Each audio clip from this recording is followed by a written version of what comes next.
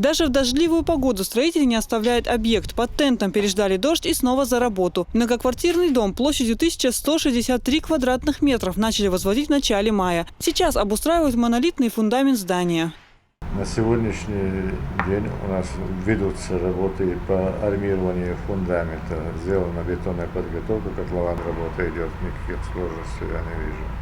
Абдулхамид Ахмаев строитель со стажем. 15 лет трудится в родной Чечне. Под его руководством осенью прошлого года возвели мечеть в Бамуте. Сейчас идет за ходом строительства пятиэтажки. Двухподъездное здание рассчитано на 40 квартир. Абдулхамид рассказывает, что уже есть желающие приобрести квартиры в строящемся доме.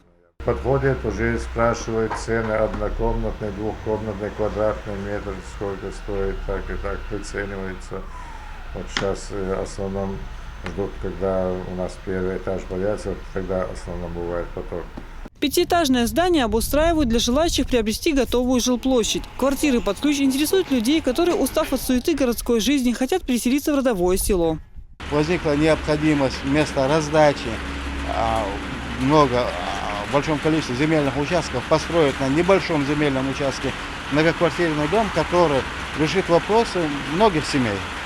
В новостройке разместят не только жилые квартиры. Подвальное помещение и первый этаж решено отдать под магазины. Как только строители завершат подземный уровень, заложат еще одно здание. Двухэтажный комплекс, где планируют разместить дом культуры и спортивный зал. Елизавета Чепханова, Муса Астемиров. Новости.